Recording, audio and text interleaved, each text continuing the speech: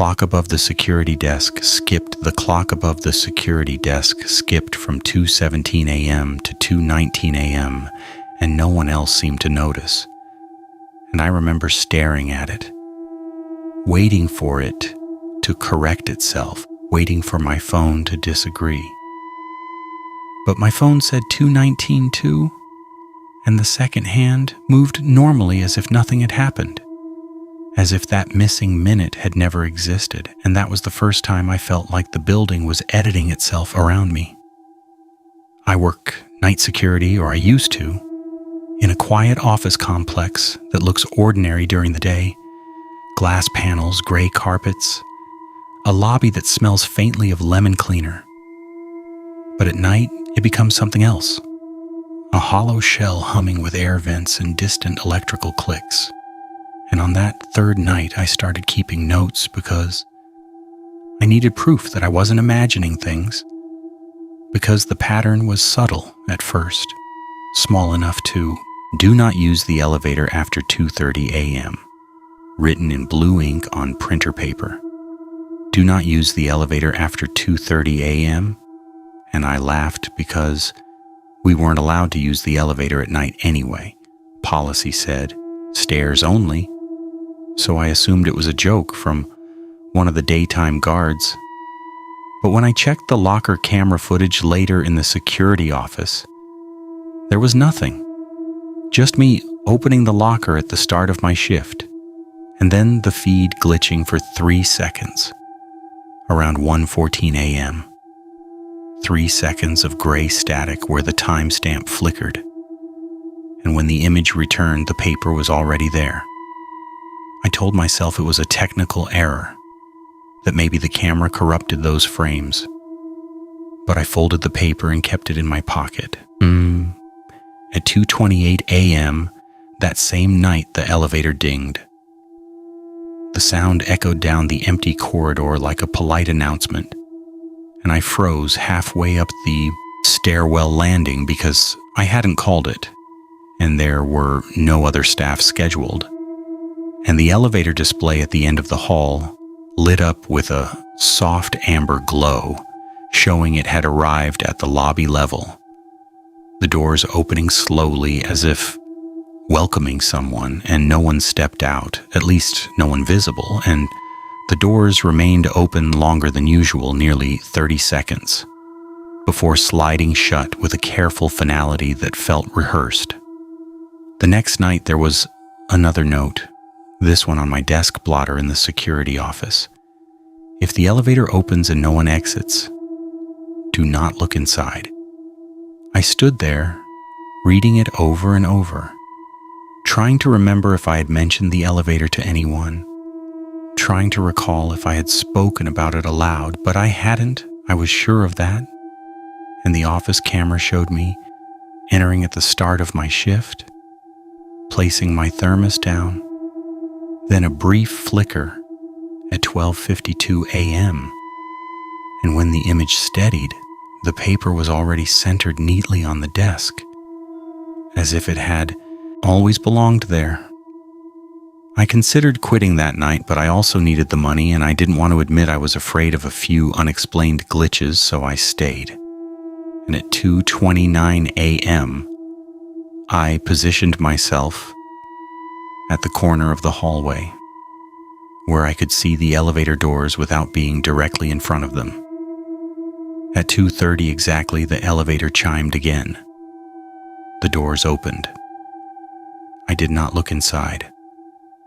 I kept my gaze fixed on the opposite wall, pretending to study a fire safety poster, while the open doorway hummed softly. And I felt a pressure against my back. Not a touch. Just the sense that something was leaning forward out of that metal box. And after what felt like a full minute, the doors closed. When I checked the security feed afterward, the camera pointed directly at the elevator showed something different. In the recording, I was standing directly in front of the open doors, staring into the interior, unmoving, for 52 seconds. I remember feeling cold when I saw that because My memory and the footage did not match, and I couldn't decide which one to trust. The fourth night, the building added a new rule. This one wasn't on paper. It came through the intercom system at 3:03 a.m., a soft click, followed by my own voice saying, "Please remain at your desk between 3:10 and 3:15 a.m. Do not patrol during this interval," and then silence. I replayed the audio log 3 times, and it was undeniably my voice. Same slight rasp, same cadence, but I hadn't pressed the intercom button, and the system log showed the announcement triggered from the security office panel at exactly 3:03:12 a.m., while the camera showed me sitting perfectly still at my desk, hands folded, staring at the monitors. I decided to follow the instruction, partly out of fear and partly out of curiosity, and at 3:10 I stayed seated, watching the hallway cameras. At 3:12, one of the motion sensors on the 3rd floor activated, then another, then all of them in sequence, like footsteps, pacing slowly down the corridor, stopping at each office door. There was no visible figure, no shadow crossing the lens, just the red sensor lights blinking one after the other, methodical and patient. At 3:15 they stopped. The building fell silent again. The next shift I found a 3rd note inside the drawer where I keep the spare keys. Do not answer if you hear your name after 3:30 a.m. That one unsettled me more than the others because it implied something specific, something that had already happened or was about to. I tried to convince myself that stress and isolation were playing tricks on me, that night shifts distort perception. But at 3:34 a.m., while I was reviewing footage from earlier that week, I heard it clearly from the hallway outside the office door. My name spoken in a low, familiar tone. Not loud, not urgent, just conversational, as if someone had spotted me from across the room. I felt my throat tighten. It came again, closer this time, right outside the glass panel of the once more. This time sounding slightly irritated, and then it stopped. The camera outside the office showed an empty corridor. On the 7th night, the pattern escalated. The elevator began arriving at different floors without being called, always between 2:30 and 2:40. And each time the interior lights flickered slightly as if adjusting to a presence stepping in or out. I avoided it completely, taking the stairs even when my legs burned, but one night I made the mistake of glancing at the elevator camera feed while it was open. The interior was empty, stainless steel walls reflecting the overhead light.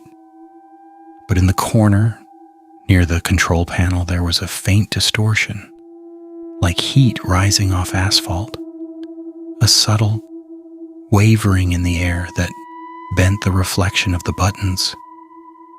It remained there for the entire duration, that the doors were open, and when they closed, it vanished. I zoomed in on the footage later, and the distortion resolved into something almost like the outline of a shoulder, a suggestion of a profile, never fully visible, just enough to imply shape. After that, new rules appeared more frequently, sometimes 2 per night, always in places I had just checked, as if the building waited for me to turn my back. If the lights in conference room B are on, do not turn them off. If the copier begins printing at 4 a.m., remove the paper but do not read it. If the lobby television turns on by itself, mute it immediately. Each rule corresponded with an event that followed within days. The conference room lights glowed at 1:47 a.m., casting long rectangular shadows across the carpet, and I left them burning until dawn. the copier whirred to life at exactly 4 a.m. 2 nights later, spitting out 3 blank sheets of paper that felt warm in my hands, and I placed them face down in the recycling bin without looking. The lobby television flicked on during a thunderstorm outside, showing only static. But beneath the static, there was a faint outline of the lobby itself, as if the camera were pointed at me from the opposite angle, and I muted it quickly, heart pounding, before I could focus on the details. By the 10th night, I stopped trying to rationalize it. I accepted that the building operated on rules I did not understand and that my survival depended on following them. But then the rules started contradicting each other.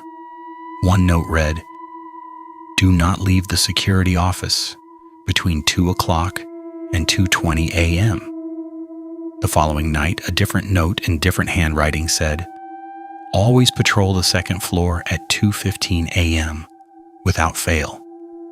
I stood there comparing them, trying to determine which one felt more urgent, which one carried more weight. And in the end, I chose to patrol, telling myself that movement felt safer than stillness. At 2:15, I stepped onto the second floor and immediately sensed something off. The air heavier, the usual hum of ventilation replaced by a faint rhythmic tapping coming from the far end of the hall. As I walked closer, the tapping stopped, replaced by a slow dragging sound that seemed to trail just behind me, never visible, always just out of frame. When I turned my head, when I returned to the security office at 2:21, the first note had reappeared on my desk, the one telling me not to leave, but now a single line had been added at the bottom. That was a mistake. The night everything changed was my 14th shift. I arrived to find no notes at all, no new instructions, and the absence felt worse than any warning. The building was too quiet, the lights slightly dimmer than usual, and the elevator display was dark. I did my patrol early, checking each floor, finding nothing unusual, but at 2:30 there was no chime, no movement, just silence. At 2:33, the power flickered once, briefly plunging the hallway into shadow before the backup lights engaged. When I looked at the monitors, every camera feed showed the same image. The inside of the elevator, doors open, empty interior, as if every camera in the building had been replaced by that single viewpoint. I watched for nearly a minute before a shape entered the frame. Not from the doors, but from the corner. That same distortion coalescing into something taller than I expected. Vaguely human in proportion, but wrong in posture. Head tilted slightly too far to one side. It did not move forward, it simply stood there occupying the space, and then all the screens went black. The intercom clicked on. My voice filled the office again, calmer than I felt, saying, "You have one more night. After that, nothing else happened." The screens returned to normal, the hallway empty, the elevator dormant. I considered not coming back, but something about the message felt final, like a countdown I was obligated to complete. On my last scheduled shift, I entered the building with a strange sense of anticipation, as if it were waiting for me too. The locker was empty, the desk was clear, no new rules. At 2:29 a.m., I stood in front of the elevator doors for the first time. At 2:30, they opened. The interior was lit softly, no distortion, no visible presence. For a long moment, nothing happened, and then, from somewhere behind me, I heard my name spoken gently, almost kindly. And I remembered the rule not to answer after 3:30 a.m. But it wasn't 3:30 yet, and I realized the rules had always been specific, always bound to times, and that maybe this was the loophole. I didn't respond. I stepped into the elevator instead. The doors closed with a quiet certainty, and I pressed the button for the top floor, though I had never been up there at night before. As the elevator rose, the lights flickered once, twice, and the digital display skipped a number just like the clock had on my third night. When the doors opened, the top floor corridor stretched out before me, identical to the others, yet subtly altered. The carpet pattern slightly different, the air colder. At the far end of the hall, I could see the security office door, my desk inside, my monitors glowing, and myself sitting there, watching the cameras. I stood frozen inside the elevator as the version of me on the screen slowly turned his head toward the hallway camera and smiled faintly, as if he had been expecting this. The elevator doors began to close again without me pressing anything, and I stepped back instinctively, retreating into the corner. The doors shut, and the elevator descended, but the floor indicator did not change.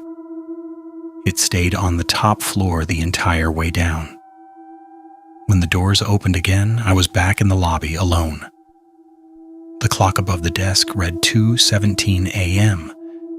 I checked my phone. 2:17 a.m. The building was quiet, untouched, as if none of it had happened yet. On the desk, centered neatly on the blotter, was a single sheet of paper in blue ink. Welcome to your first night. I don't work there anymore, at least not the version of me writing this. But sometimes when I wake up at exactly 2:30 a.m., I hear a distant elevator chime in my apartment building, followed by a pause that lasts just a little too long, and I have to resist the urge to check the hallway camera on my phone because I'm not sure if I'd see an empty corridor or myself standing there waiting for the doors to open.